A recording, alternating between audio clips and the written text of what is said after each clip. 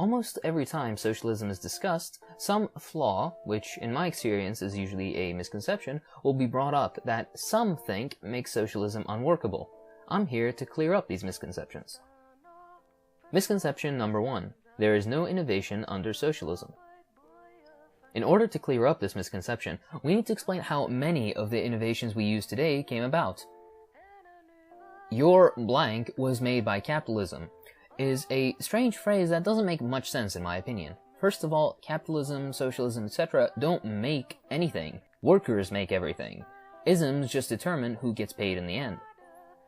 Under capitalism, the driving factor for investment in the development of a technology is profit.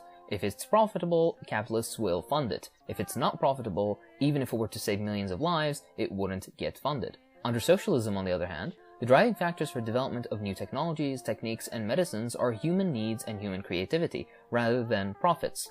Let me ask you this. How many Einsteins has humanity lost in sweatshops, on cotton fields, and due to poverty?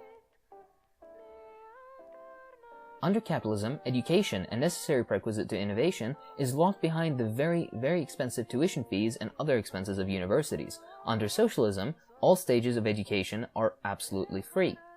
Currently, only 6% of the world's adult population has a college degree, and the majority of them only do because they were financially capable of acquiring one or lived in a country where universities were actually available. This means that up to 94% of human intellectual, scientific, and innovative capacity is being left unharvested by a global capitalist system that only grants higher educational development to an elite few. A relevant saying goes, what if the cure to cancer lies in the mind of someone who can't afford an education? Capitalism actually stifles useful innovation. US pharmaceutical companies, for example, do virtually no research aimed at developing new drugs to cure diseases such as tuberculosis and malaria, which kill tens of millions of low-income people every year in the Third World. They instead fund research on new remedies for acne or toenail fungus, which can be sold to high-income consumers for a large profit. Whatever innovation is done, it's used for profit rather than for human need. If Pfizer's patented drug fluconazole, which cures cryptococcal meningitis, a deadly side effect of AIDS, sells for about $18 a pill, placing it beyond the reach of AIDS sufferers in Africa. A generic version produced in Thailand, however, outside the reach of Pfizer's patent, costs 60 cents a pill.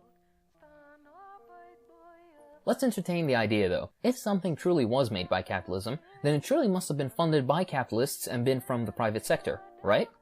Surprisingly, the majority, I dare say even all, of the things we've become so close with, came out of government-funded public sector projects, not to the private sector.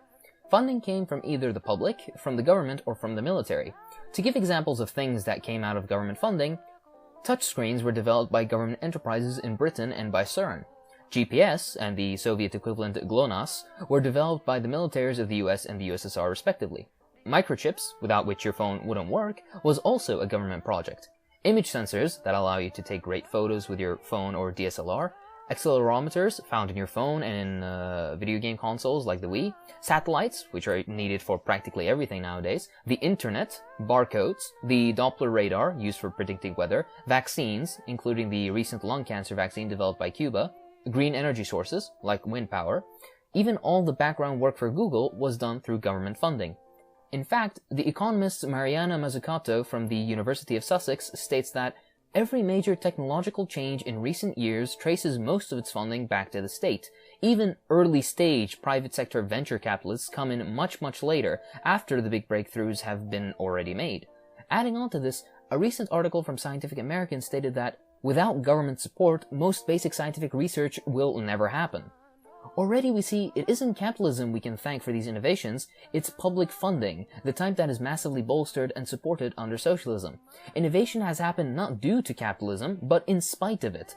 To consider capitalism as the source of humanity's recent great achievements is silly to say the least. Intelligent people, working very hard, with a state behind them that provides them with the funds, equipment, and laboratories they need are what we should thank. Under socialism, massive public projects for this sort of great innovation isn't only possible, it's already happened before. For science, socialism is what will lead to the road ahead.